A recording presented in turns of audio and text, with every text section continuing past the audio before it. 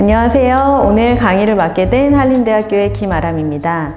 이번 강의의 주제는 한국전쟁인데요. 한국전쟁 하면 여러분들께서는 어떤 것이 떠오르시나요? 오늘 강의에서 다룰 주제는 한국전쟁을 직접 겪었거나 또는 전쟁으로 인해서 태어난 아이들에 대한 이야기입니다.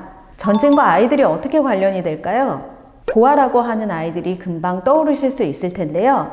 그뿐만 아니라 전쟁으로 인해서 한국에서는 호녀라라고 하는 아이들도 태어나기 시작했습니다.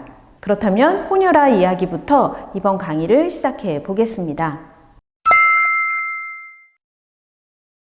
사실 혼혈이라고 이야기했을 때 이 혼혈 개념은 그렇게 적절한 개념은 아닙니다. 한자어를 풀어보면 섞일 혼의 피 혈자라고 해서 피가 섞였다는 말인데, 그렇다면 피가 섞이지 않은 순혈이라고 하는 말이 전제되어 있는 거죠. 그러다 보니 이 순혈과 혼혈이라고 하는 구분이 이루어지게 되고, 그 구분은 단지 순혈과 혼혈의 구분이라고 하는 것을 넘어서서 차별적인 성격을 가지고 있기 때문이에요. 그래서 인종차별적인 이 용어인 혼혈이라고 하는 말이 사실은 적절하지 않고, 영어식으로 표현한다고 하더라도 믹스드 블러드라고 하는 말을 영어권 국가들이나 다인종 국가들에서는 사용하지는 않죠. 그렇지만 우리말에서는 이 혼혈이라고 하는 말을 사실은 대체할 말이 없고, 1950년대 상황에서는 이 말이 실제로도 늘 쓰여왔던 말이기 때문에 우리 강의에서도 호녀라, 혼혈아동이라는 말로 쓰도록 하겠습니다. 그런데 해방 후에 이 호녀라가 처음 태어난 걸까요?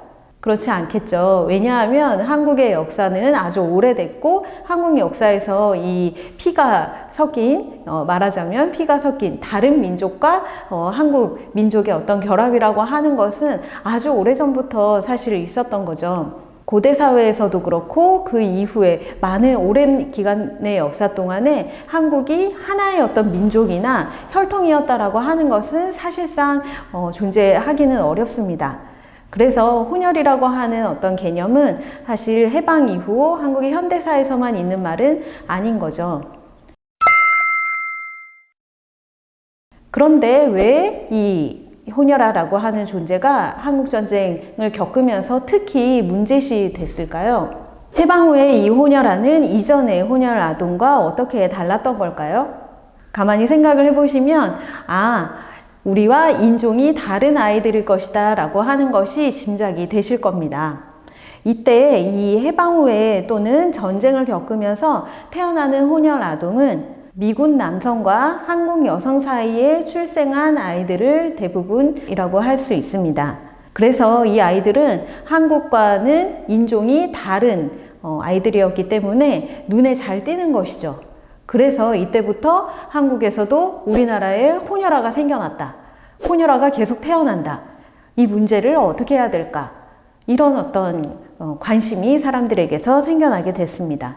그렇다면 한반도에서 또는 한국에서 이 호녀라라고 하는 아이들이 어떻게 태어나게 됐을까요? 먼저 이 아이들이 태어나기 위해서는 다른 남성, 즉 미군 남성이 한국에 살게 됐기 때문이겠죠. 우리가 해방 후 미 군정 시기와 그리고 한국전쟁을 겪으면서 미군이 한국에 주둔을 하게 됐습니다. 그 주둔한 미군들에게서는 여러 가지 사회적인 변화가 일어나게 되는데요.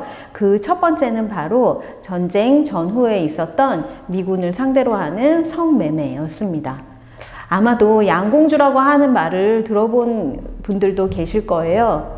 이 양공주, 이른바 성매매 여성들과 미군 남성 사이에서 아이들이 태어나게 되고, 그 아이가 바로 이 호녀라가 되었던 거죠. 그렇지만 이 성매매 여성들에게서만 호녀라가 태어났던 것은 아닙니다.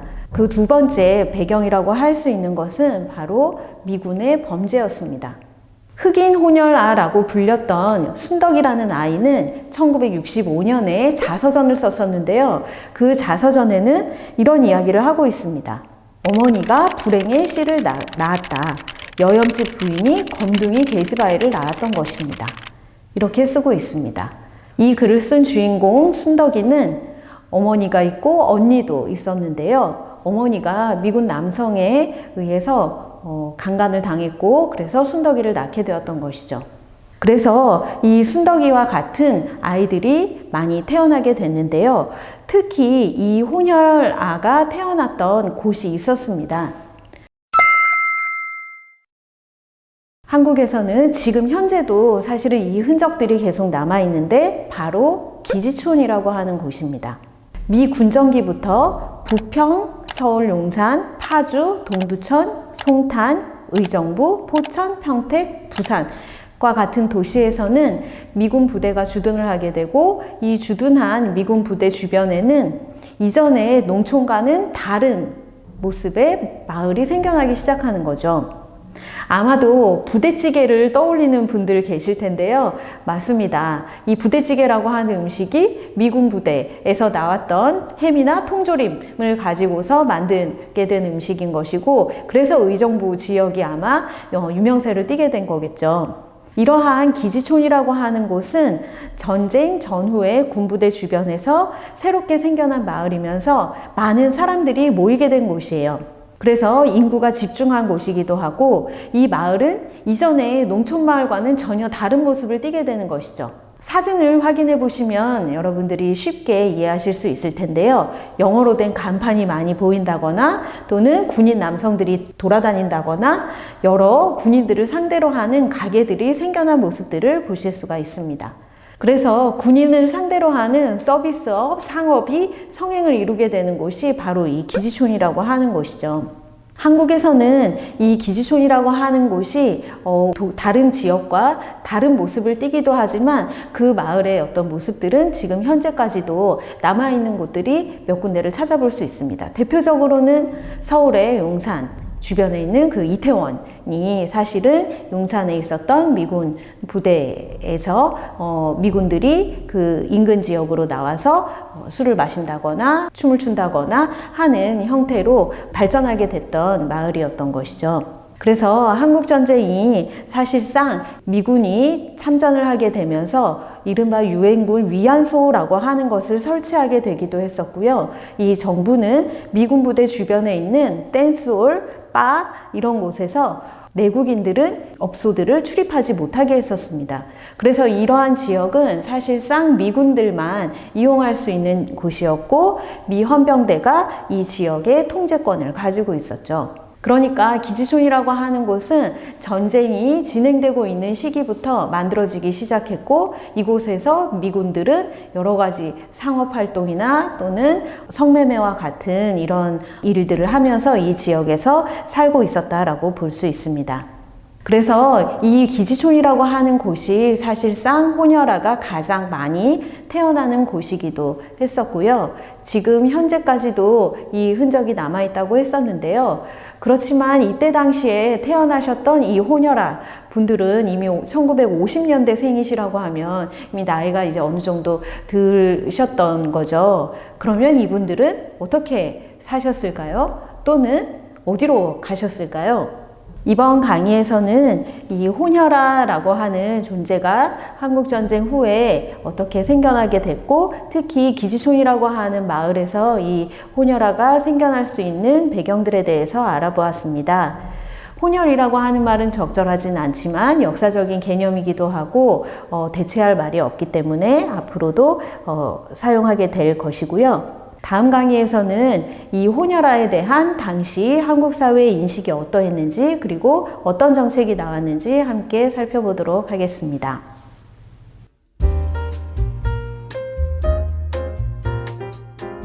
안녕하세요. 김아람입니다. 이어서 강의 시작할 텐데요. 이번 강의에서는 혼혈 아동을 바라보고 있었던 1950년대의 인식이 어떠했는지 그리고 정부는 이에 대해서 어떻게 대응했는지에 대해서 다루려고 합니다.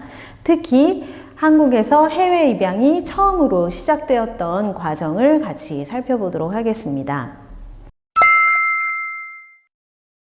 먼저 혼혈 아동이라고 했을 때 당시에 살던 한국의 사람들은 어떤 생각을 하게 됐을까요?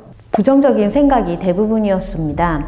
먼저 양갈보, 똥갈보 라고 한다거나 깜둥이하고 놀려대서 돌멩이를 온몸에 비볐다 라고 하는 기록이 있다거나 또는 표백제를 칠해도 하얘지지 않았다라는 등의 당시 혼혈 아동들이 남긴 기록들도 살펴볼 수 있습니다. 당시를 살고 있었던 혼혈 아동에게는 이러한 차별적이고 부정적인 인식이 너무 힘들었었던 것이죠. 그렇다면 이렇게 부정적이고 차별적인 인식이 왜 생겨났을까요? 너무 당연한 질문이라고 생각할 수도 있겠지만 당시 사회에서 이러한 인식이 형성되는 데에는 몇 가지 배경을 생각해 볼 수 있겠습니다. 먼저 그 첫 번째로는 한국 사람과 다른 인종이라고 하는 것에 대한 거부감을 들 수 있겠습니다. 지금도 사실 우리 사회에서는 이러한 인종차별적인 어떤 사건들이 벌어지거나 이것이 문제시 되었던 일들도 경험하게 되는데요. 이때 1950년대 상황이라고 했을 때에는 이러한 다른 존재를 대하는 사람들의 인식이 매우 부정적이고 거부감이 크게 나타났던 것 같습니다. 두 번째로는 이 혼혈 아동이 누구에게서 태어났는가라고 하는 것입니다. 이들의 어머니가 누구이냐라고 하는 거죠. 지난 강의에서 살펴본 것처럼 이 아이들이 태어나게 된 데에는 성매매가 있었습니다. 이들의 어머니는 당시에 양공주라고 불렸던 사람들이 많이 있었던 거죠. 그래서 1950년대 사람들에게는 이 혼혈 아동은 양공주의 자식이다. 양공주가 낳은 아들이다. 낳은 딸이다. 라고 하는 생각 때문에 이 아이들에 대해서 긍정적인 생각을 가지지 않았습니다. 특히나 1950년대에 전쟁이 끝나고 나서는 많은 남성들이 전쟁에서 희생이 되기도 했었고 사회적으로는 오히려 더 도덕이 필요하다. 우리에게는 도의가 중요하다. 라는 인식이 많이 있었는데요.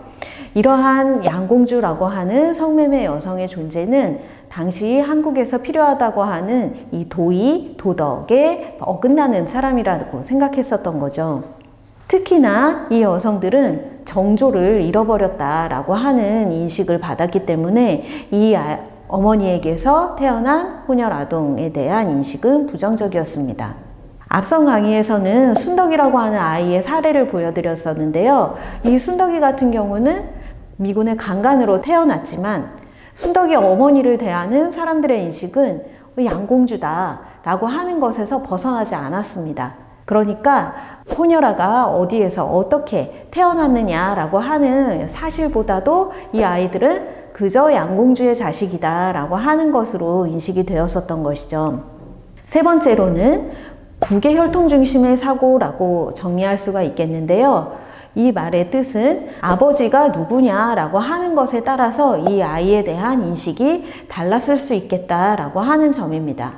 당시에 한국 사회에서는 아버지, 아들로 이어지는 부계 혈통이 중요하다고 생각되었기 때문에 이 혼혈 아동의 경우에는 아버지가 우리나라 사람이 아니다라고 하는 것 때문에 부정적인 인식이 함께 작용을 했었던 거죠. 조선일보의 신문 기사에서는 한국의 남성이 혼혈인을 낳았다면 모멸과 조소가 없었을 것이라고 하는 내용의 기사가 실리기도 했습니다.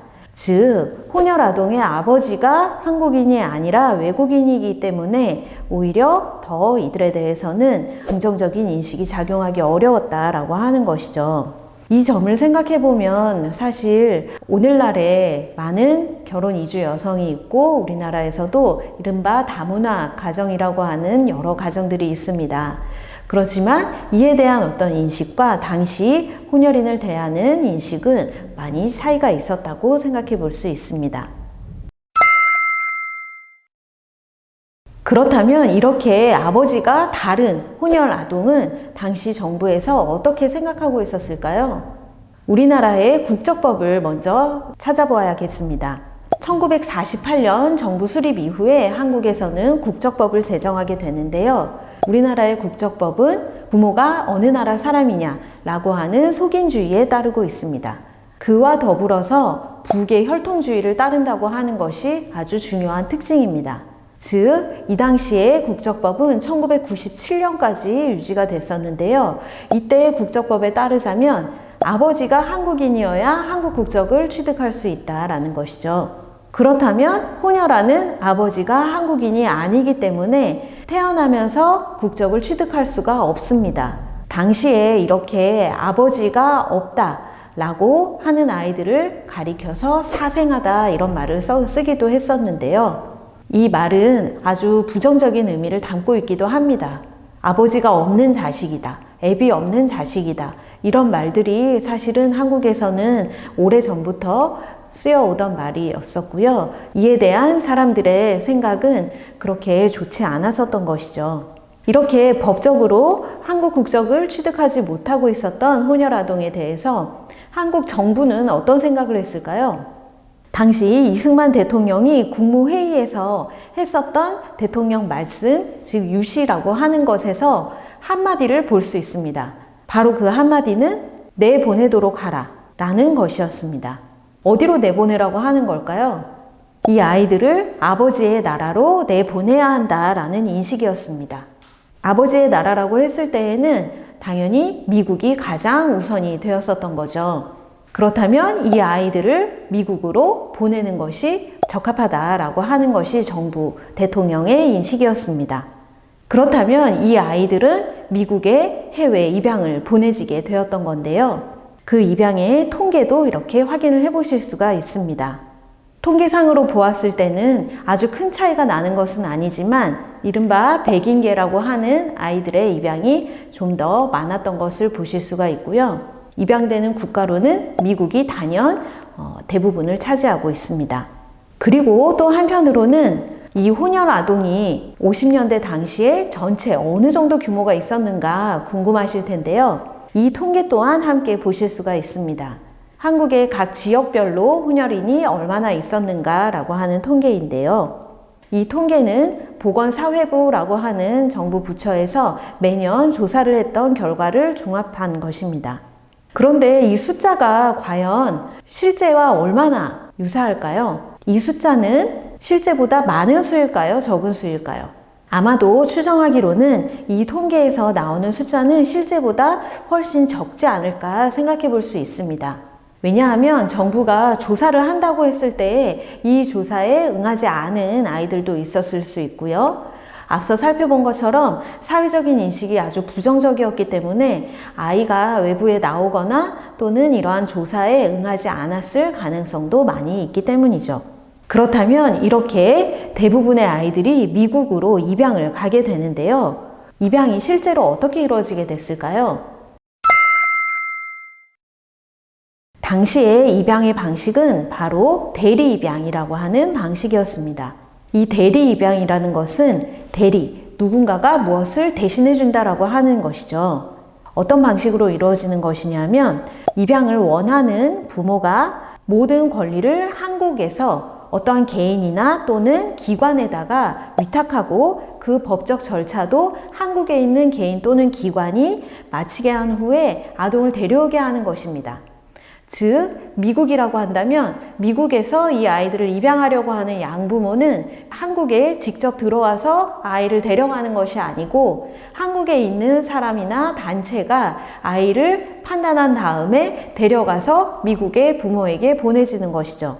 이러한 방식을 왜 하게 됐을까라고 한다면 먼저 미국과 한국의 거리가 멀기 때문에 부모가 한국에 와서 아이를 데려가기가 너무 멀다. 직접 만나기는 어렵다. 그런 한계가 있다라고 하는 점에서 시작을 한 것인데요.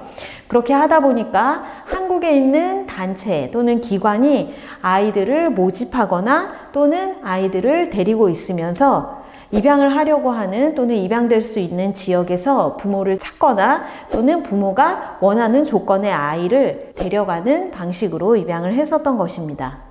이 역할을 했던 단체들은 앞서 통계에서 나왔던 것처럼 그 당시에 한국사회봉사회, 지금은 대한사회복지회라고 하는 단체로 바뀌었고요. 홀트 아동복지회라고 하는 기관은 현재까지도 계속 운영이 되고 있습니다.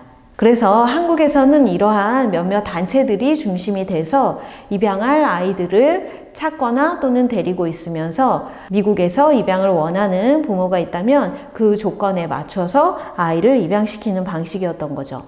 이러한 해외 입양이 혼혈아에 의해서 한국에서는 최초로 이루어졌다고 할 수 있습니다. 그렇다면 이렇게 대리 입양이라고 하는 게 어떤 법적 근거를 가지고 이루어졌을지 살펴봐야겠습니다. 당시에 한국 정부에서는 앞서 대통령이 내보내도록 하라라고 지시를 내렸지만 입양 관련한 제도나 법이 따로 만들어져 있지는 않았습니다. 아이들이 입양될 때에는 미국의 난민구호법에 따라서 입양이 됐던 것이고요. 이 난민구호법에서는 대리 입양을 인정하고 있었던 것이죠. 이 법이 1956년에 만료되기는 했지만 그 이후에도 사실상 이 대리 입양의 방식으로 입양이 계속 이루어지고 있지 않았나 추정해 볼 수도 있습니다. 한국에서는 입양과 관련한 법은 1961년에 만들어지게 됐던 것인데요. 그렇다고 한다면 50년대에 한국에서 있었던 해외 입양은 사실은 어떠한 법적 근거가 있는 것은 아니었습니다. 그래서 여러 단체가 미국 법을 준수하는 가운데 단체의 자체적인 활동을 통해서 해외 입양을 보냈었던 것이죠. 이번 강의에서는 1950년대에 이 혼혈 아동에 대한 사회적 인식이 왜 부정적으로 나타났는지 그 이유들을 살펴보았습니다. 그리고 정부에서는 이 아이들을 어떻게 할 것이냐라고 하는 문제를 같이 살펴보았는데요. 그 중에서 가장 주목했던 방식이 바로 해외 입양이었습니다. 한국의 역사에서 해외 입양은 이 혼혈 아동에게서 처음 나타나게 된 것이었습니다. 그리고 그 방식은 한국에 있는 단체가 입양을 하려고 하는 부모를 대신해서 입양을 추진하는 대리 입양 방식이었다라는 것을 확인할 수 있었습니다.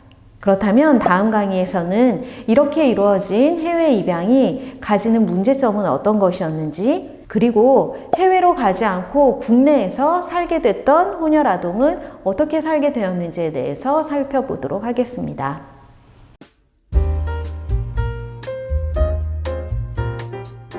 안녕하세요. 김아람입니다. 이번 강의에서는 해외 입양이 어떠한 문제점을 가졌는지에 대해서 살펴볼 것이고요. 국내에 남았던 혼혈 아동은 어떻게 교육을 받았는가에 대해서 같이 살펴보기로 하겠습니다. 특히 이 혼혈 아동이 교육받는 것에 대해서 한국 정부와 혼혈 아동의 입장은 아주 다르게 나타났었는데요. 학교를 다녀야 하냐 말아야 하냐, 또는 다른 아이들과 함께 학교를 다녀야 할지 말아야 할지, 이러한 중요한 문제가 있었습니다. 먼저 해외 입양 과정에서 어떠한 문제가 있었는지 함께 보겠습니다. 앞선 영상에서 해외 입양은 대리 입양이라고 하는 방식으로 이루어진 것을 보셨을 텐데요. 이렇게 부모가 직접 와서 아이를 데려가는 것이 아닌 단체가 이 입양을 주선하는 방식으로 입양을 하다 보니 입양 과정에서 아이가 아프거나 또는 사망하는 일들도 벌어지기도 했습니다. 물론 이러한 문제는 단체만의 잘못이라고 할 수는 없습니다.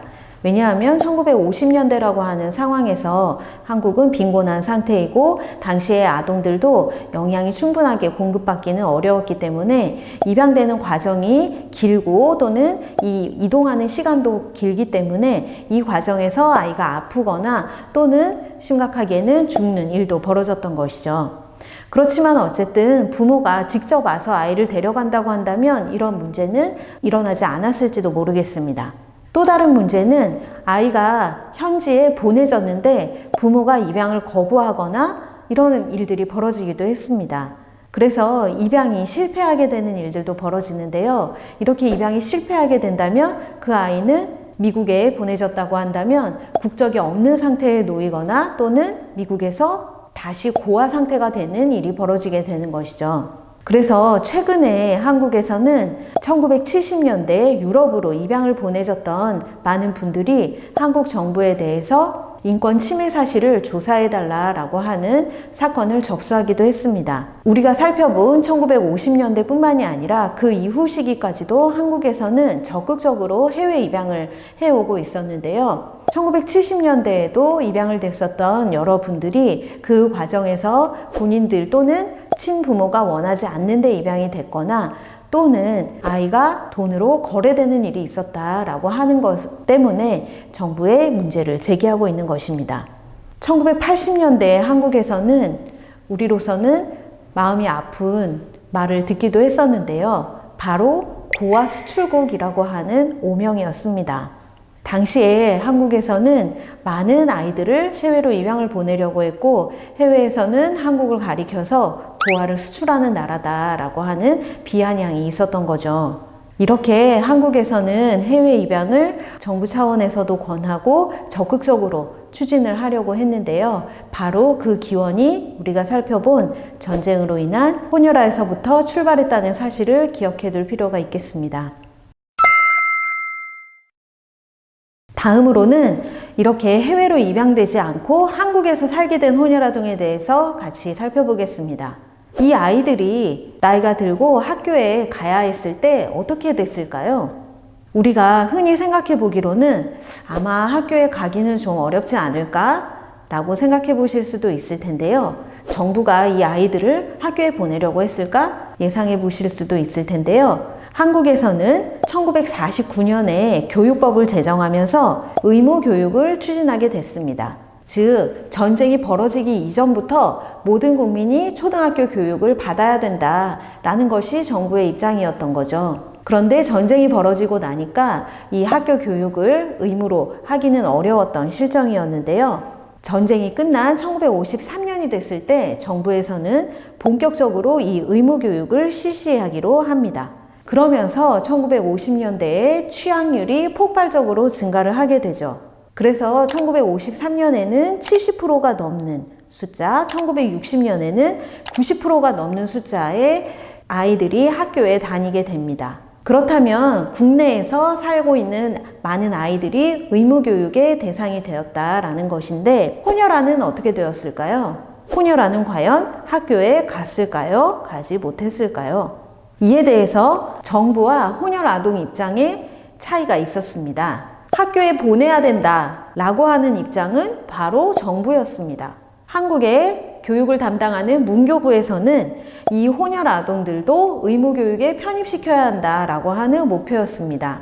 그래서 이 아이들을 일반 국민학교에 진학을 시켜야 된다라고 하는 것이었죠. 당시에 문교부에서 관료를 맡고 있던 분은 혼혈아도 우리 국적을 가진 국민의 한 사람이다. 초등학교에 취학시켜야 되는 등 시내 학교에서 차별 없이 입교시켜야 된다. 즉, 혼혈아도 국민학교에 다닐 수 있게 해야 한다라고 하는 것이었습니다. 그런데 이 말에서는 몇 가지 문제점도 있는데요. 일단 우리 국적을 가진 국민의 한 사람이다 라고 이야기했지만 사실은 앞서 살펴본 것처럼 혼혈 아동은 태어나면서부터 국적을 취득할 수 있었던 것은 아닙니다. 그래서 혼혈아가 학교에 가기 위해서는 어머니만 있을 때 어머니의 남자 형제 또는 어머니의 아버지, 외할아버지나 외삼촌이 되는 것이죠. 이분들에게 호적을 올리는 방식으로 국적을 취득하는 것이어서 사실은 국적이 먼저 있다고 말하기에는 한계가 있는 것이죠. 그리고 국민학교에 차별 없이 입교시켜야 한다라고 이야기하고 있는데요. 학교에 들어가는 거에는 차별이 없습니다. 정부에서는 입학이 중요하다라고 생각했기 때문에 차별하지 않고 입학을 시킬 수 있다라고 주장을 하고 있었던 것이죠. 그런데 혼혈아나 혼혈아 어머니의 입장은 정부와는 달랐습니다. 왜냐하면 일반 학교에 다닌다고 함께 상상을 해보시면 좋을 텐데요. 앞선 영상에서 어떤 이야기들이 있었냐 하면 혼혈 아동인 아이가 특히 이른바 흑인계였던 아이들이 몸에 표백제를 바른다거나 돌멩이로 몸을 계속 박박 문질러서 하얗게 만들고 싶었다거나 이런 이야기를 같이 보았습니다. 즉, 밖에 나가거나 학교 생활을 하기에는 너무 많은 차별과 부정적인 인식이 있었던 거죠. 그래서 이 아이들과 어머니의 입장에서는 일반 국민학교에 다닌다고 하면 학교 안에서 실제로 공부를 할 수 있기는 너무 어렵다라는 생각이었던 겁니다. 그래서 실질적인 교육을 받기 위해서는 일반 학교에 진학하기보다는 혼혈 아동만의 학교가 필요하다라고 생각했던 것입니다. 사실 이 주제는 하나의 어떤 기사로부터 연구가 시작되기도 한 것인데요. 바로 무엇이냐 하면 UN 성자학원이라고 하는 곳입니다. 당시에 UN 성자학원이라고 하는 이름으로 운영되던 학교가 있었고 그 학교에 대한 기사가 잡지에 실렸었는데요. 이 학교는 바로 혼혈 아동만을 대상으로 하는 학교였습니다. 그래서 찾아보니 이 UN 성자학원 말고도 세계 아동학교 또는 UN 학원이라고 하는 이름으로 혼혈아만의 학교가 만들어지고 있었던 것이죠. 당시 신문 기사를 보면요. 이 학교가 왜 만들어지게 됐는지에 대해서 살펴볼 수 있는데요. 울타리 안에서만 자라온 아이들이 떳떳한 인간으로 크도록 가르치고 싶었다. 서울에도 200여 명이나 되는 혼혈 아이들이 한자리에서 공부하고 놀 수 있는 시설이 마련되면 안심하고 직업 전선에 나설 수 있겠다.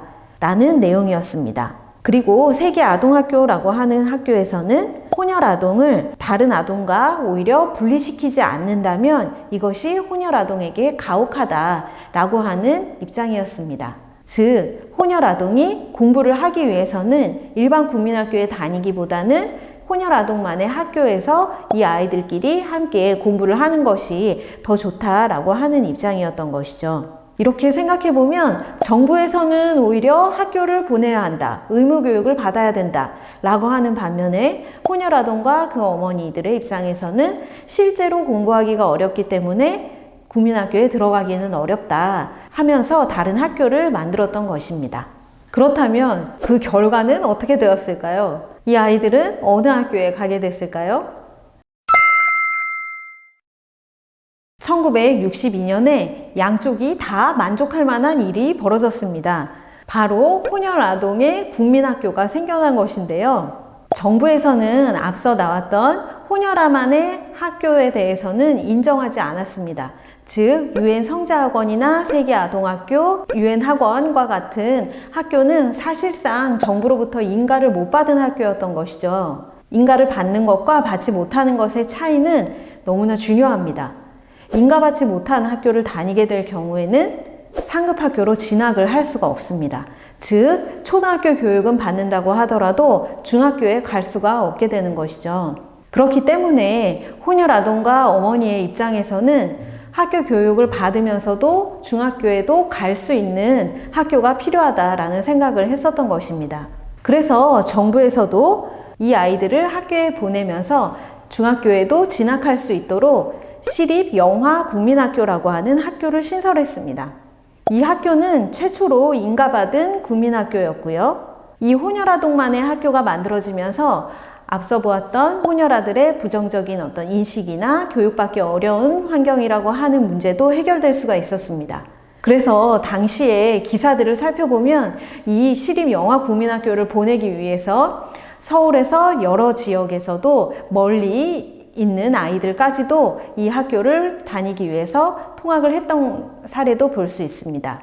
이 학교는 영등포에 위치하고 있는 학교이고요. 지금 현재까지 지속되고 있습니다. 그런데 이 학교가 혼혈아만의 학교로 얼마나 유지될 수 있었을까요? 이 당시를 생각해 보면요. 1960년대, 70년대 학교를 다니셨던 분들은 금방 학교의 장면이 떠오르실 건데요. 바로 콩나물 교실입니다. 즉, 인구가 폭증하고 있는 가운데 학교가 부족했기 때문에 많은 아이들이 한 교실에서 수업을 받아야 했고 2부제 또는 3부제라고 하는 방식으로 수업을 하고 있었던 것이죠. 그런 현실에서 이 혼혈아동만의 학교라고 하는 곳은 이웃에 있는 많은 아이들과 부모로부터 비판을 받았습니다. 왜냐하면 너무 적은 수의 아이들이 한 학교를 다닌다라고 하는 것이었습니다. 이 영화국민학교에 다녔던 혼혈아동은 200~300명 정도 수준을 갈 수가 없었죠. 그래서 당시에 콩나물 교실과 비춰보자면 다른 아이들은 열악한 곳에서 국민학교를 다니고 있는데 오히려 혼혈아동은 너무나 여유롭게 학교를 다닌다 라고 하는 문제가 제기되면서 이 학교는 채 2년이 되지 않았을 때 일반 학교로 전환이 됐습니다. 그래서 혼혈아동만의 학교로 만들어졌지만 얼마 되지 않아서 일반 아이들도 다닐 수 있는 학교로 전환이 됐던 것이죠. 그러면 여기에 다녔던 혼혈아들은 어떻게 됐을까요? 그 이야기는 저도 알 수가 없습니다. 그 아이들이 학교를 계속 다닐 수 있었을지 또는 학교를 그만둘 수밖에 없었는지는 사실 기록으로는 확인되지 않고 있습니다. 이렇게 1950년대, 60년대 중반까지 혼혈아동을 어떻게 교육시킬까 하는 문제는 오늘날에도 생각해 볼 점이 있습니다. 실제로 교육을 받아야 된다라고 하는 입장에서는 별도의 교육이 더 필요하다, 더 현실적이다라고 생각할 수도 있는데요. 또 한편으로는 그 아이들만 따로 교육을 하게 될 경우에 사회적으로도 격리될 수 있다라고 하는 문제가 있습니다. 오늘날에도 특히 이 교육 문제, 학교 문제에서는 장애인들의 교육이 이슈가 되고 있기도 한데요. 우리가 서로 다른 어떤 사람들과 공존하게 되는 방법이 무엇일까? 이 아이들이 실제로 교육받을 수 있는 방법은 무엇일지 생각해 보는 문제이기도 합니다. 어쨌든 이렇게 혼혈아동의 교육 문제가 정부와 당사자의 입장이 다른 가운데 이 영화국민학교로 접점을 찾기도 했었지만 영화국민학교가 오래 유지되기가 어려웠고 일반학교 전환이 되면서 이후에 혼혈 아들은 어디로 어떻게 가게 됐을지 사실 더 하기는 어려운 면도 있습니다. 이번 강의에서는 대리 입양 방식으로 입양된 아이들에게 어떤 문제가 발생할 수 있는지에 대해서 알아보았고요. 입양되지 않고 국내에 살게 된 혼혈 아동이 나이가 들어서 학교에 가야 하게 됐을 때 이 아이들의 교육을 어떻게 해야 하는가에 대해서 정부와 이 당사자들의 서로 다른 입장을 살펴보았습니다. 이어서 국내 혼혈아가 한국에서 교육받기 어려웠던 현실을 같이 살펴보았고요. 이분들이 이후에 어떻게 되었을까 하는 질문은 여전히 남았습니다. 다음 강의에서는 한국전쟁의 또 다른 아이들, 고아와 불황아에 대해서 그 이야기를 시작해 보겠습니다.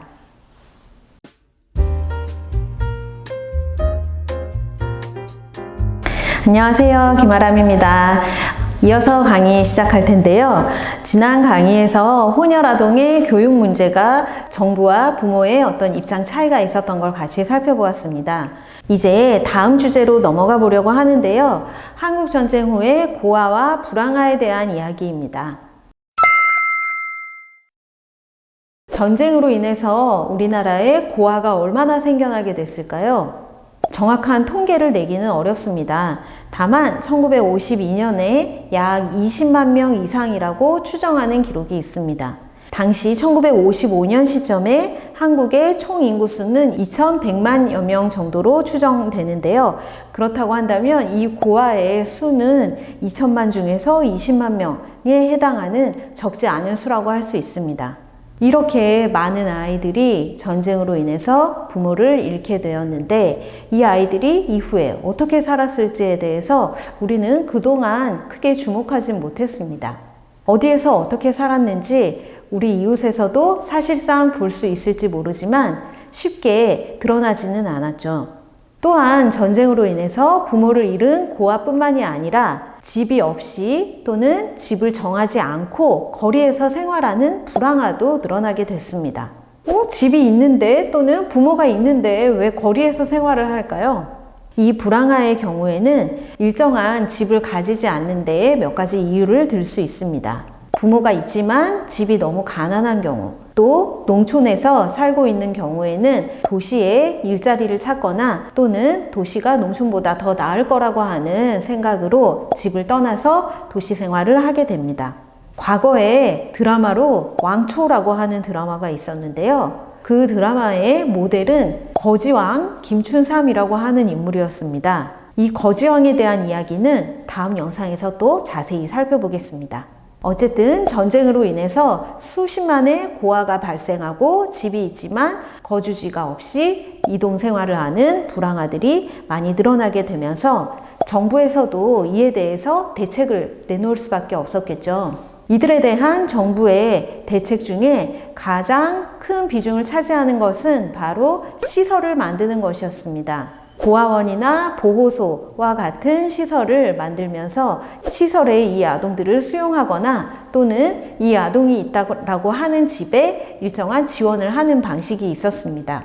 이렇게 1950, 60년대에 고아원과 같은 아동 보호 시설은 500여 개에서 600여 개까지 추정이 될 정도로 전국에 많은 수가 있었습니다. 그런데 이 시설들이 어떻게 잘 운영이 되었을까요?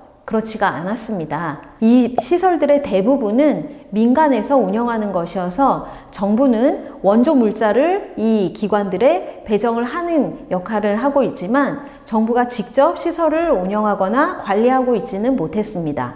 이 아동시설이 중요한 데에는 그 원조 물자라고 하는 것도 중요한 영향을 미치게 되었는데요. 한국에서 당시에 미국으로부터 여러 원조를 받는 가운데 이 아동시설이 중요한 비중을 차지하기도 했습니다. 그래서 미국에서 들어오는 원조 물자들은 일정한 기준에 따라서 배분이 되어야 했기 때문에 이렇게 시설을 운영하는 경우에는 물자를 받을 수 있는 조건이 되었었던 거죠.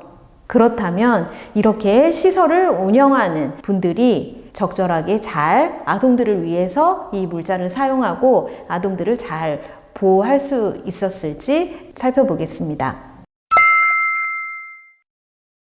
물론 수백여 개의 시설들이 모두 문제가 있었던 것은 아닌데요. 당시 신문 기사들을 통해서 보면 이 시설들이 가지고 있는 문제점을 파악할 수가 있습니다. 아무래도 1950년대는 경제적으로 우리나라가 전후 복구를 해야 하는 시기였고 경제적으로 넉넉하지 않은 상태였기 때문에 이 시설들이 운영되는 데에는 원조 물자의 역할이 컸습니다. 그러다 보니 원조 물자가 일정하게 들어오지 않는 경우 이 시설들의 운영에서도 문제가 생길 수밖에 없었던 거죠. 그래서 시설의 재정은 안정적으로 운영되기는 어려웠었습니다. 또 한 측면에서는 시설의 대표를 맡는 사람들 중에는 이 물자들을 자신의 사육을 위해서 사용한다거나 물자를 빼돌리는 횡령을 한다거나 착복을 하는 경우도 있었습니다. 아무래도 민간에서 이 많은 단체를 운영하고 있었기 때문에 이 각기 많은 단체 그리고 시설들이 잘 운영되는지에 대해서 정부가 철저하게 관리를 하거나 감독을 하지는 못했던 것 같습니다.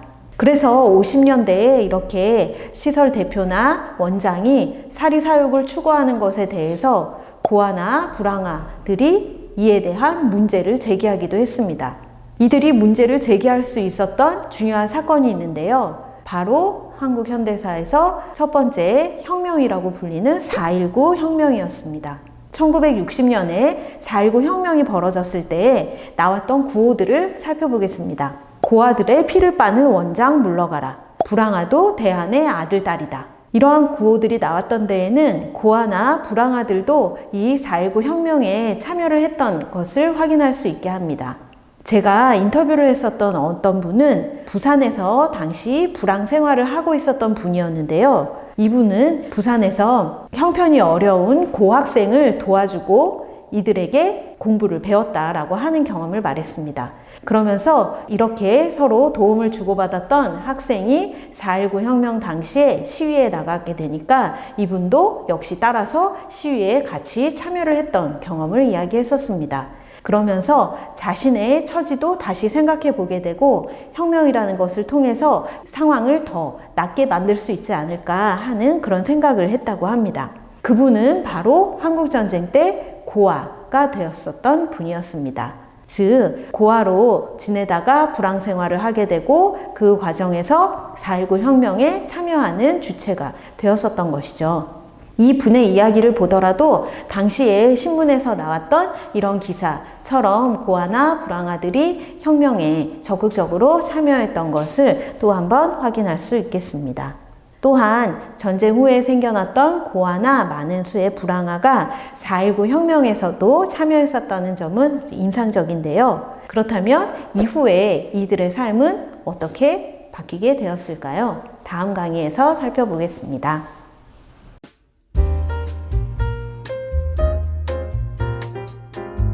안녕하세요. 김아람입니다.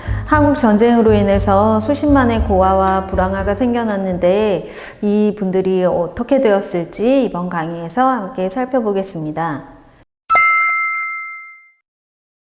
특히 1960년 4.19 혁명 이후 1961년에 5.16 쿠데타가 벌어졌는데요. 이 쿠데타는 고아와 불황아에게도 큰 영향을 미쳤습니다. 어떻게 영향을 미친 걸까요? 5.16 쿠데타가 일어났을 때 이 쿠데타 세력은 이른바 혁명 공약이라고 하는 것을 내세웠습니다. 그 중에서 세 번째가 이 나라 사회의 모든 부패와 구악을 일소한다 라고 하는 내용이었습니다. 이때 이 사회의 부패와 구악이라고 하는 게 어떤 것이었는지 함께 보겠습니다. 먼저 이전 시기에 있었던 관료들의 비리 또는 부정부패를 가리키기도 하는데요. 이와 더불어서 사실 이 부패와 구악에서 주목했던 것이 도시의 고아와 불황아였습니다. 이 시기에 깡패를 소탕하겠다, 나는 깡패입니다 라고 하는 팻말을 들고 다니는 사람들을 사진으로 보신 적도 있으실 텐데요. 당시에 이 쿠데타를 일으켰던 세력은 쿠데타의 정당성을 확보하기 위해서 고아, 불황아 또는 깡패라고 하는 사람들을 사회의 큰 문제라고 대대적으로 홍보를 했습니다. 그러면서 이 군사정부에서 이러한 문제를 해결하겠다, 즉 사회를 정화시키겠다, 사회악을 일소하겠다 라고 하는 주장을 내세웠던 것이죠. 이러한 내용은 이들이 혁명정부 1년간의 업적이라고 하는 책에서도 기록하고 있습니다. 쿠데타 정부에서 가장 성공한 업적이라고 하는 정책이 바로 이들을 정착시키는 사업이었다라고 평가를 하고 있습니다. 이 책에서는 사회악을 조성하는 무위무탁한 불황인, 연장고와 음성나환자를 단속하고 이들에게 안정된 자립생계를 유지케 함과 동시에 명랑사회를 이룩한다, 또는 미개간지구에 정착을 실시하겠다 라고 적고 있습니다. 즉 5.16 군사정부에서는 이 도시의 불황아 또는 고아들을 농촌 지역에 보내서 정착시키는 사업을 실시하겠다라고 했습니다.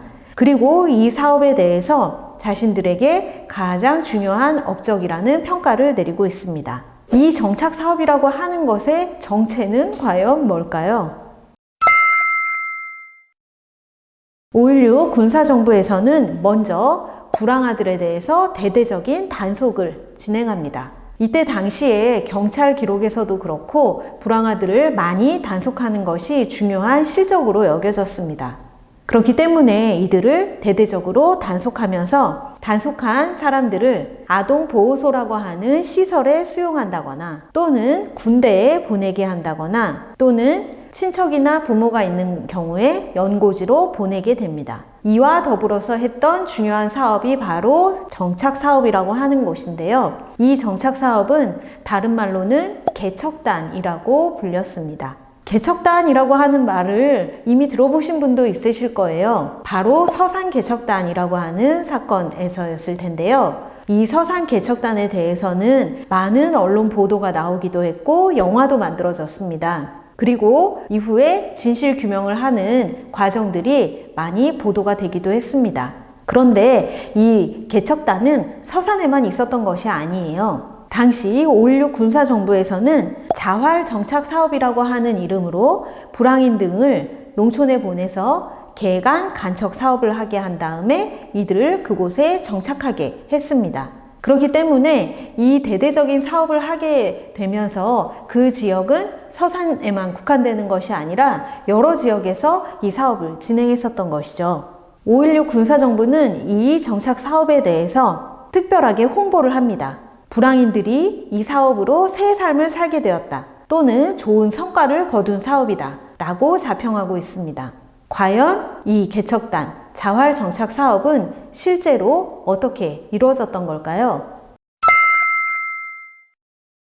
먼저 이 개척단으로 오게 되는 과정에 대해서 살펴보겠습니다.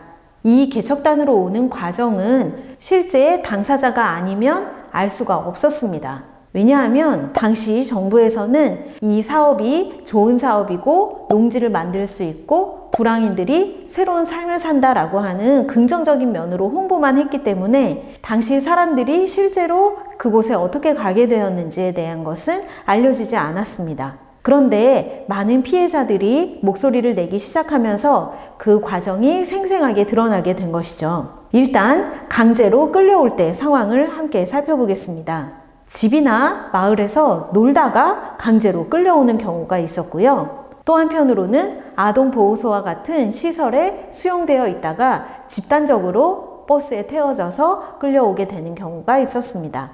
당시 피해자들의 이야기를 들어보면 순경들이 젊은 사람들만 보면 잡아갔다 라고 한다거나 차에다가 싣고서 가면서 어디로 가는지는 알 수 없었다, 이러한 이야기들을 들을 수 있었습니다.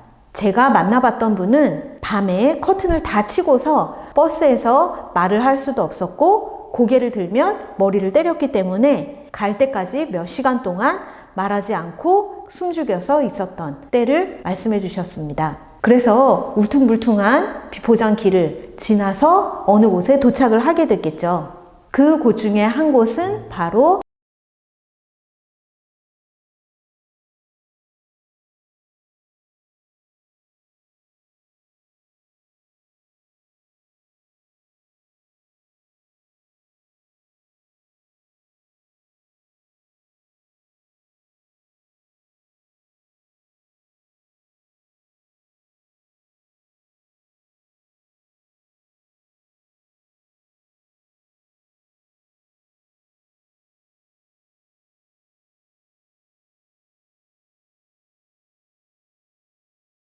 그런데 그 서산시의 사례는 널리 알려진 사례이지만 사실은 알려지지 않은 여러 지역들을 살펴볼 수도 있습니다. 그에 대해서는 다음 강의에서 살펴보겠습니다. 이번 강의에서는 고아와 불황아가 5.16 쿠데타를 겪으면서 어떠한 일들이 벌어지게 되었는지를 살펴보았습니다. 특히 개척단이라고 불렸던 자활정착 사업이라는 것이 군사정부에서 아주 좋은 사업이라고 알려졌던 것이었는데 막상 개척단으로 오게 된 과정을 보면 정부가 홍보했던 것과는 달랐던 모습을 살펴볼 수 있었습니다. 다음 강의에서는 실제로 개척단이 어떻게 운영되고 있었는지, 그 안에서는 어떠한 심각한 일들이 벌어지고 있었는지 함께 살펴보겠습니다.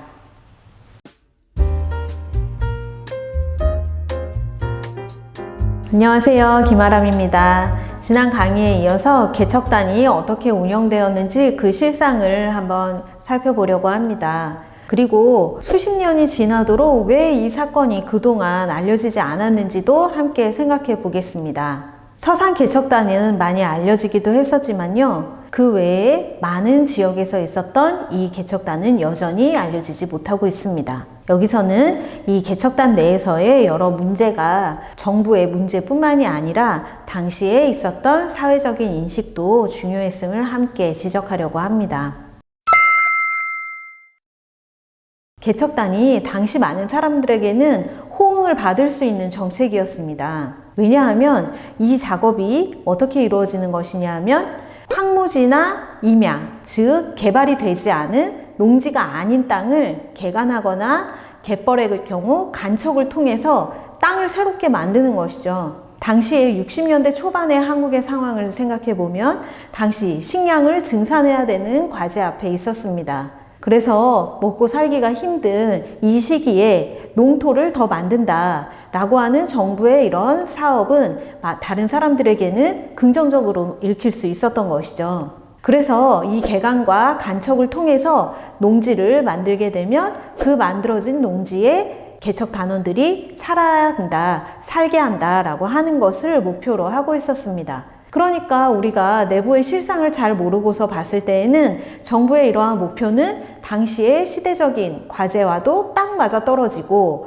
농지를 만들면서 동시에 도시에 있었던 불황인들의 살 곳을 마련한다 라는 것으로 홍보가 되고 있었던 것이죠. 그렇다면 실제로 개척단은 어떻게 운영이 되었을까요? 일단 이 개척단의 가장 중요한 핵심은 자기가 원한다고 나올 수 있는 것이 아니었다는 것입니다. 우리 남자분들은 그렇다면 바로 떠오르시는 곳이 있으시죠? 군대와 같은 방식이었습니다. 당시 운영 역시도 군대식으로 조직을 해두고 있었는데요. 소대, 중대, 대대라고 하는 방식으로 편제를 하고 연병장과 같은 말 또는 당시에 간부들이 이 군대의 간부와 같은 역할로 인식이 되고 있었습니다. 그러다 보니 군대라고 하면 당연히 자기가 원한다고 해서 나올 수가 없죠. 심지어는 가족이 있는 경우에 가족들이 우리 자식을 데려가고 싶다라고 편지를 보내는 일도 있었지만 나갈 수가 없었습니다. 그렇다면 이들은 무엇을 해야 했던 걸까요? 개간과 간척이라고 하는 작업은 오늘날 생각해보면 쉽게 중장비를 동원해서 포크레인으로 할 수 있을 것이라고 생각이 되지만 이 당시에는 이러한 중장비를 쓸 수 있는 환경이 아니었습니다. 그러한 장비가 있지 않았던 거죠. 그래서 이분들이 실제로 돌을 직접 날라서 바다를 메우는 뚝을 쌓고 그 안을 흙으로 퍼서 집어넣는 완전한 수작업을 하고 있었던 것입니다. 이러한 작업은 당시에 군대식으로 편제된 이 조직에서 소대나 중대별로 매일매일 할당량이 있었던 것입니다. 그래서 그 주어진 할당량에 대해서 함께 공동 작업을 해야 했고, 이 작업이 목표에 미치지 못할 경우에는 구타를 받거나 뭔가 당시에 처벌을 받는 이런 조치들이 취해졌던 것이죠. 그러다 보니까 여기에 개척단으로 가게 됐던 사람들은 강제적으로 노동을 할 수밖에 없는 상황이었던 거고요. 제가 만나보았던 또 다른 피해자 한 분은 바다를 메우는 작업을 했던 과정을 이야기하셨는데요. 한겨울에도 갯벌을 메우는 작업을 하다 보니까 바다에 푹푹 빠지거나 또는 동상이 걸려서 죽는 경우도 많이 있었다는 이야기를 하셨습니다. 그러다 보니 이 작업의 노동 강도가 매우 높을 수밖에 없었고, 맨몸으로 이 작업을 한다고 하는 것은 쉬운 일이 아니었던 거죠. 그러다 보니까 이 안에 있었던 이른바 단원이라고 하는 분들은 탈출을 모의하기도 합니다. 그런데 쉽게 탈출하기는 당연히 어려웠겠죠. 그래서 탈출을 하지 못했던 데에는 아주 치밀하게 만든 감시 체계가 있었습니다. 그 감시 체계는 서로 상호 감시를 하게 하는 것인데요. 구호반이라고 하는 조직을 만들어서 서로 감시를 하게 하고, 탈출하는 사람이 있다고 했을 때에는 처벌을 받거나 또는 탈출하다가 잡힐 경우에는 또 심한 구타를 당하게 되는 일이었습니다.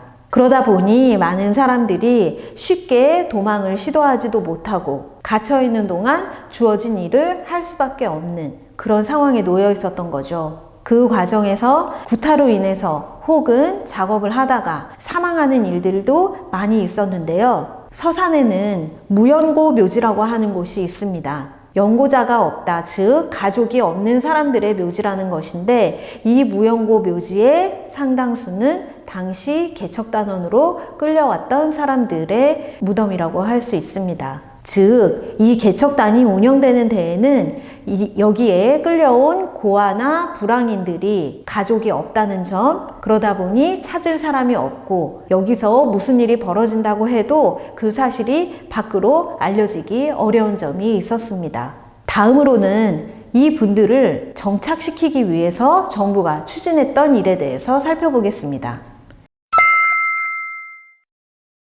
많은 남성들이 개척단원으로 끌려와서 집단 생활을 군대 방식으로 하게 되는데요. 이 사업의 최종적인 목표는 농지를 만든 다음에 그곳에 살게 한다는 것이었습니다. 남성들만 많이 모여있는 이곳에서 이분들이 오랫동안 살게 할 방법에 대해서 정부는 무엇을 생각했을까요? 바로 결혼이었습니다.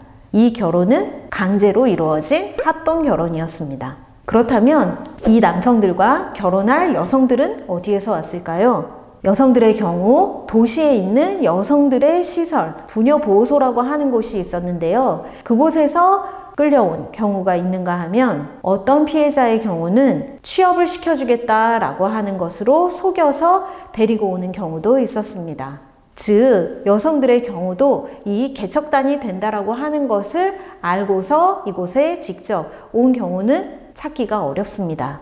이 여성들과 개척단에 있었던 남성들을 한꺼번에 합동 결혼을 시켰던 일이 당시에 언론에서도 보도가 되었습니다. 당시 보도된 내용을 자세히 살펴볼 필요가 있습니다. 당시 결혼식이 어떻게 이야기되었는지 살펴보면요. 충청남도 서산군 모월리에 있는 대한청소년 개척단 광장에서 155쌍의 합동 결혼식이 있었다. 이들은 지난날 가족을 잃고 의지할 수 없었던 불황 청년들과 윤락의 함정에서 헤매던 불우한 여성들로서 자립 자활의 길을 마련하기 위해서 이곳 정부가 마련한 보금자리를 찾아 정주한 것입니다. 라고 보도하고 있습니다. 이 이야기만 보았을 때는 개척단과 합동 결혼은 아주 잘한 정부의 정책으로 보이게 됩니다.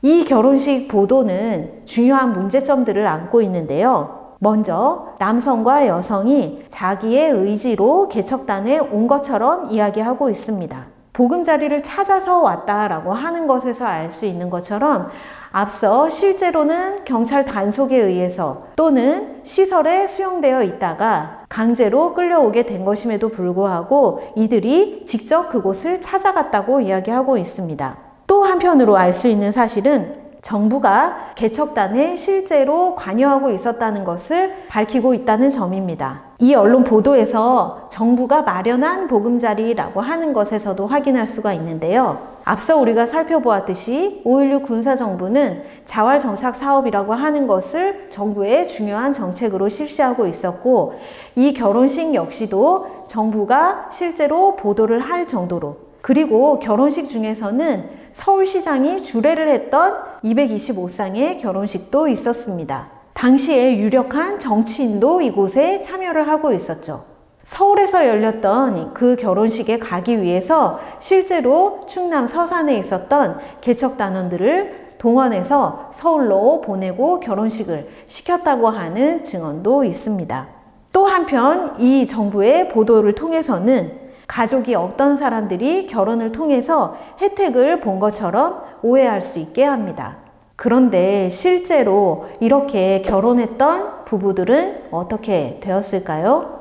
지금까지도 두 분이 잘 살고 있는 경우도 물론 있습니다. 그런데 몇 년 지나지 않아서 통계를 내봤을 때에는 잘 살고 있는 경우보다는 절반 이상의 경우 사이가 좋지 않거나 또는 헤어졌다는 이야기를 볼 수가 있습니다. 즉, 정부에서는 강제적으로 결혼까지 시키면서 이 정착 사업을 성공시키려고 하는 의지가 있었지만 당사자들의 입장에서 생각해 본다면 강제로 끌려와서 군대처럼 노동을 해야 하는 곳, 그리고 속아서 오거나 역시 강제로 와야 했던 여성들의 입장에서는 이 결혼 생활을 잘 유지한다는 것이 쉬운 일은 아니었겠죠. 여성들의 경우도 시장을 보러 가거나 밖으로 외출을 할 경우에도 감시원이 따라 붙었었고 그 안에서만 생활을 할 수 있게 했었습니다. 이렇게 완전히 자유가 박탈되어 있던 이 개척단은 이후에 어떻게 달라지게 되었을까요? 이번 강의에서는 이 개척단에서의 인권 침해 문제가 매우 심각했음을 확인할 수 있었습니다. 그럼에도 불구하고 당시에 많은 시민들은 이 정책에 대해서 부정적인 생각을 가지거나 이들이 피해자라는 생각을 할 수가 없었습니다. 왜냐하면 정부에서는 이 사업이 농지를 만들 수 있고 가족이 없거나 집이 없는 사람들을 정착할 수 있게 하는 사업이라고 홍보했기 때문이죠. 그렇기 때문에 당시에 살던 많은 분들은 이러한 정부의 홍보나 보도를 통해서 이 사건을 접했을 경우에 이 정책이 아주 좋은 정책이었다라고 생각할 수밖에 없었을 것입니다. 또한 그렇기 때문에 수십 년 동안 이 안에서 어떤 일이 벌어졌는지는 이 당사자들의 목소리가 아니고서는 밝혀질 수가 없었고 정부에서 남긴 자료를 통해서도 그 안에서 실제로 운영됐던 모습들은 알 수가 없었던 것입니다. 다음 강의에서는 이 개척단이 전국적으로 어떻게 운영되고 있었는지에 대해서 살펴보기로 하겠습니다.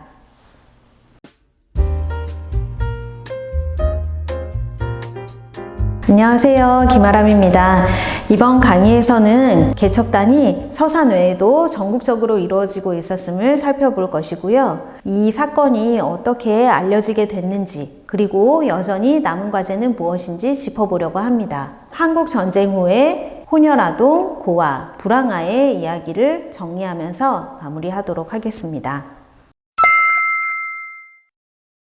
먼저 대환자활개척단이라고 하는 곳을 보겠습니다. 이 대한자활개척단은 그 이름에서도 알 수 있는 것처럼 관민단체, 즉 정부가 관리하고 민간에서 운영하는 단체였습니다. 1965년에 정식으로 등록한 단체인데요. 이 단체가 전국의 각 면에 조직될 정도로 광범하게 퍼져 있었던 것이었습니다. 이 대한자활개척단이라고 하는 곳의 단장은 김춘삼이라고 하는 사람이 맡았는데요. 이 인물은 거지왕이라고도 불렸습니다. 이 거지왕 김춘삼은 당시에 여러 거지, 즉 불황인들의 어떤 리더 역할을 했던 것이고요. 이분에 대한 이야기가 영화 그리고 드라마로도 만들어지면서 많은 사람들에게 인기를 끌기도 했었습니다.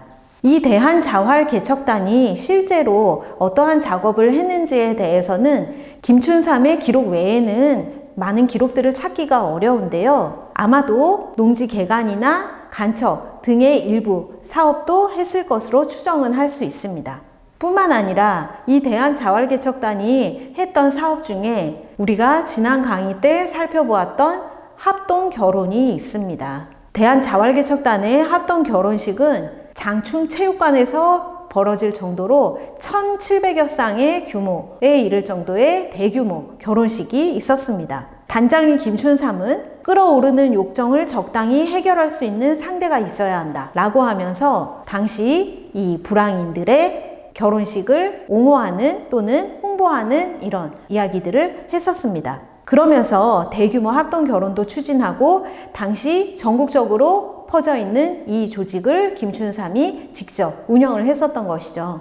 그런데 1980년대에 들어서서 이 김춘삼에 대한 언론 보도를 살펴보면 횡령 사건을 벌인다거나 이로 인해서 구속되는 일도 있었습니다.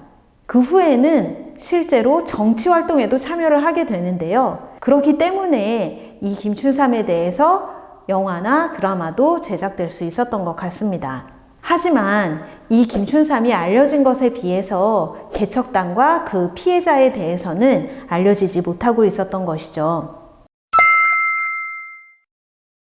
당시 개척단이 어떠한 역할을 했는지에 대해서 한국 현대사에서의 그 의미를 짚어보겠습니다. 먼저 개척단이 했던 중요한 작업은 농지를 조성하는 것이었습니다. 이에 대한 내용은 정부의 통계로도 확인을 할 수가 있습니다. 당시에 맨몸으로 농지를 확대하고 이를 통해서 식량을 증산하는 데에 중요한 역할을 개척단이 했었던 것이죠. 즉 한국에서 전후복구라고 하는 작업의 일부를 이 개척단, 즉 고아나 불황인 출신들이 맡고 있었다고 해도 과언이 아닙니다. 이러한 약자들에 의해서 전후 재건과 복구가 이루어졌고 농촌의 경제성을 증대시키는 결과도 가지고 올 수 있었습니다. 이렇게 농지를 만들었던 개척단원들에게 정부는 어떠한 보상을 했을까요? 당시에 개척단원들에게 정부는 이렇게 홍보를 했습니다. 개간과 간척으로 얻은 농토는 여러분의 것이다. 이러한 말을 믿고서 사실 개척단이 1963년에 해체가 되었지만 몇몇 사람들은 떠나고 몇몇 사람들은 여전히 그곳에 자리를 잡았습니다. 바로 정부에서 농지를 분배해 주겠다라고 하는 약속을 했기 때문인데요. 서산의 경우에서 살펴본다면 정부는 이렇게 개척단에 의해서 만들어진 농지에 대해서 분배를 해주겠다라고 하는 약속을 했었습니다. 왜냐하면 당시에 이 사람들이 만들었던 땅은 사용하지 않는 염전이었고 정부가 소유하고 있는 땅, 즉 국유지였기 때문에 이 국유지를 분배하겠다. 그런데 그 분배는 임시적인 분배, 가분배를 하는 절차를 거쳤습니다. 그런데 이 가분배를 받았던 개척단원 입장에서는 당연히 자기 땅이 된 것이라고 생각할 수 있었겠죠. 그런데 사실 이들의 기대와 달리 이 가분배된 땅에 대해서 실질적인 소유권이 인정된 것은 아니었습니다. 즉 등기를 하지는 않았던 것이죠. 그래서 개척단원들의 입장에서는 정부가 이미 약속을 한 것을 지켜야 한다라고 주장하기도 했었고요. 1968년에 관련한 법이 만들어지기도 했었는데요. 이렇게 조성한 농지에 대해서는 실제로 농토를 만든 사람들에게 분배를 해야 한다, 분배를 할 수 있다라는 법도 만들어졌습니다. 그런데 그 법이 실제로 운영되지 못한 채 폐기되고 말았죠. 그러다 보니까 정부에서는 이 땅의 주인은 여전히 국가다라고 하면서 농민들에게 이 땅에 대한 대가를 오히려 요구하게 됩니다. 그래서 그 땅에서 정착을 해서 농사를 계속 짓고 있는 사람들의 입장에서는 정부에 소장료를 내야 되는 상황이 되었던 거죠. 그 시간이 수십 년간 이어져서 2010년대까지 오게 되었습니다. 그 과정에서 개척단 출신이었던 농민이 된 많은 사람들은 그 억울한 사연에 대해서 정부에 호소를 했습니다. 그리고 정부에게 소장료를 내는 것은 부당하다는 소송을 제기하기도 했습니다. 그렇지만 결과는 농민들의 패소였죠. 그러다 보니 정부는 이 판단을 근거로 해서 그렇다면 정부가 농민들에게 땅을 팔겠다라고 하는 제안을 하게 됐습니다. 그것이 2012년, 13년 무렵의 일이었습니다. 이에 대해서도 농민들은 그렇다면 아쉽긴 하지만 정부로부터 땅을 사는 방법밖에 없겠구나 라고 생각을 했었던 것이죠. 그 당시에도 개척단 안에서 어떤 일들이 벌어졌는지, 어떠한 인권 침해가 있었는지, 정부는 그것을 왜 묵인하거나 또는 방조하고 있었는지에 대해서는 밝혀지지 않았습니다. 그러던 중에 이 개척단의 진실이 밝혀지는 과정이 시작되었습니다. 바로 2010년부터 그와 관련한 논문이 발표되기도 했고요. 2012년에는 처음으로 피해자분의 구술, 인터뷰가 국사편찬위원회에 의해서 이루어지기도 했었습니다. 그로부터도 몇 년의 시간이 또 지났는데요. 2018년이 되어서야 드디어 피해자분들이 직접 목소리를 내게 되었습니다. 이 시기에는 박정희 정권이 가지고 있었던 문제점들에 대해서 여러 가지 측면에서 폭로가 이루어지고 있던 시기이기도 했습니다. 개척단 문제에 대해서도 여러 언론사에서 관심을 가지기도 했고 다큐멘터리 영화가 만들어지기도 했습니다. 그러면서 피해자분들도 오랫동안 말하지 못했던, 숨겨왔던 과거의 일들에 대해서 이야기할 수 있었고 함께 모여서 정부에게 목소리를 내기 시작했던 것이죠. 이분들이 원하는 것은 하나는 진실 규명에 대한 것이었습니다. 앞서 우리가 살펴본 것처럼 정부의 기록으로나 또는 당시에 나왔던 언론의 보도만으로는 실상을 전혀 파악할 수가 없습니다. 그래서 이 피해자분들은 정부가 실체를 파악하기 위해서 그 규명을 위한 노력을 해야 한다라고 하는 것을 요구했고요. 또 한편으로는 서산의 경우에 농지를 분배받지 못했다라고 하는 문제도 해결책을 촉구하고 있었습니다. 이어서 2019년에는 국가인권위원회나 서산시에서도 실태 조사를 하게 되었고 2020년에 이르러서 진실화해위원회가 출범하게 되면서 이 사건은 중대한 인권 침해 사건으로 포함이 되었습니다. 그래서 우리에게는 서산 개척단이라고 하는 이름으로 이 개척단이 알려지게 됐던 것이죠. 2022년에 와서야 진실화해위원회에서 진실 규명을 했습니다. 그 내용은 국가는 개척단원과 가족들에게 사과하고 이들에 대한 피해와 명예를 회복시키기 위한 적절한 조치를 취하는 것이 필요하다. 국가는 개척단원들과 정착지 주민들의 지속적인 노동력이 투입된 결과로서 당시의 폐엄전이 현재의 경작지로 토지 가치가 상승 변경되었음을 볼 때 보상, 특별법 제정 등의 적절한 조치가 필요하다라는 내용의 진실규명이었습니다. 그런데 이 진실규명 내용이 실제로 이루어졌는지는 확인을 해봐야 할 일입니다. 한편으로는 서산 개척단 외에도 전국에 있었던 정착 사업장에 대한 조사가 필요하다는 기록도 나왔습니다. 전국에 있었던 자활 정착 사업장에 대한 현황 조사가 있었는데요. 그 조사 결과에 따르면 개척단 사업장은 최소 14개에 이른다고 볼 수가 있습니다. 그렇지만 2024년 현재 밝혀진 곳은 서산과 장흥에 불과합니다. 더 많은 전국의 사업장과 또 한편 대한자활 개척단에 대한 피해 사실에 대해서도 조사가 필요하겠습니다. 지금까지 한국전쟁의 영향에 대해서 혼혈아와 고아및 불황아를 살펴보았습니다. 1950년대 우리나라에서 최초로 해외 입양이 시작된 것은 바로 혼혈아동이었습니다. 대통령은 내보내도록 하라고 지시하고 당시에 사회적으로도 이 혼혈아동에 대한 부정적인 인식이 팽배했기 때문에 이들의 해외 입양은 당연시 여겨지기도 했었습니다. 또한 국내에 남은 혼혈아동에 대해서도 이들이 어떻게 교육받아야 되는지에 대해서 정부와 혼혈아의 입장은 서로 다를 수밖에 없었습니다. 고아나 불황아는 개척단의 피해 사실을 통해서 살펴보았는데요. 이 개척단원으로 동원되었던 많은 사람들 이외에 수십만의 고아와 불황아가 어떻게 살았는지에 대해서는 여전히 우리가 잘 알고 있지는 못합니다. 하지만 이분들 역시 한국 사회에서 여전히 우리와 함께 살고 있을 것이며 이분들이 어떻게 살아왔는지에 대한 역사는 한국 현대사에서 또 다른 중요한 면을 발견하게 할 것입니다. 한국 사회에서 이 혼혈아동이나 고아 문제가 소수의 문제라거나 또는 약자의 일이라고만 여겨질 수도 있었는데요. 우리가 살펴본 것처럼 이들에 대한 정책 그리고 사회 제도와 같은 것들은 당시 사회가 가지고 있었던 여러 중요한 문제들과 관련되어 있는 것이었습니다. 예를 들어보면 국외혈통 중심의 인식에 따라서 혼혈아동을 입양시킨다거나 또는 의무교육을 해야 된다라는 방침을 혼혈아동에게도 적용시키려고 했다는 점, 그리고 고아나 불황아의 개척단을 통해서 농지를 만들고 식량을 증산해야 된다라는 목표를 가지고 있었다는 점, 이러한 점들을 생각해 볼 수 있겠습니다.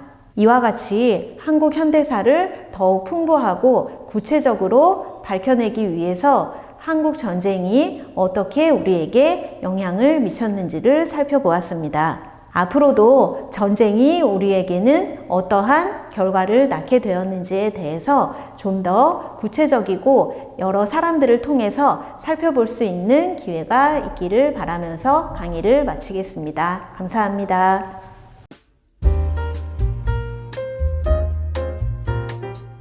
안녕하세요. 김아람입니다. 한국 전쟁의 결과에 대해서 오늘은 피난민에 대한 이야기를 함께 보겠습니다.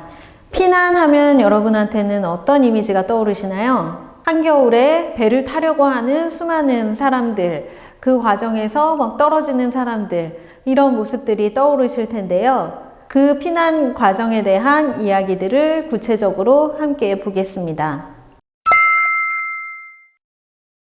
우리에게 가장 익숙한 피난은 아마도 흥남 철수 작전일 거예요. 흥남이라고 하는 북한의 도시에서 큰 수송선 LST, 메로디스 빅토리오라는 배를 타고서 한반도 남쪽으로 이동해 왔던 피난에 대해서 많은 사람들이 알고 계실 겁니다. 그런데 사실 정작 가장 많은 수의 피난은 동해안이 아닌 서해안과 육로에서 벌어졌다는 사실 아시나요? 우리에게는 동해안에서 부산, 거제도로의 피난이 너무나 익숙하지만 수적으로 보더라도 더 많은 수의 피난은 서해안에서 이루어지고 있었습니다. 서해안에서의 피난은 어떻게 이루어졌을까요? 서해안은 동해안과 다르게 수많은 섬들이 있습니다.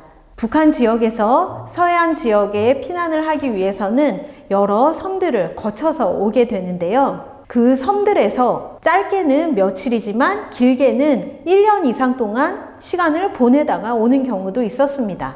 그 과정에서 섬과 집을 오가는 피난 생활을 하는 경우도 있었습니다. 즉, 우리가 생각할 때 피난이라고 한다면 집을 떠나서 큰 배를 타고 바로 남쪽으로 이동하는 과정을 떠올리게 되지만 사실상 여러 과정에서의 피난을 살펴본다면 그 피난 경로와 과정은 짧은 시간에 이루어지기도 어려웠을 뿐더러 육로뿐만이 아니라 해로를 통해서도 다양한 경로로 이루어진 것을 알 수 있습니다.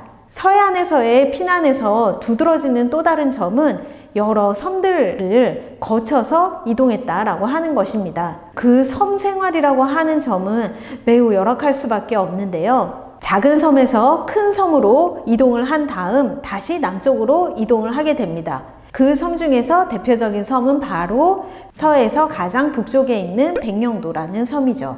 그래서 북한에서 자기 집을 떠나서 서해 쪽으로 피난을 오게 되는 경우도 작은 섬까지 이동하기 위해서 통통배와 같은 작은 배를 이용하고 큰 섬에 도달했을 때야만 큰 배를 타고 이동을 할 수 있게 됩니다.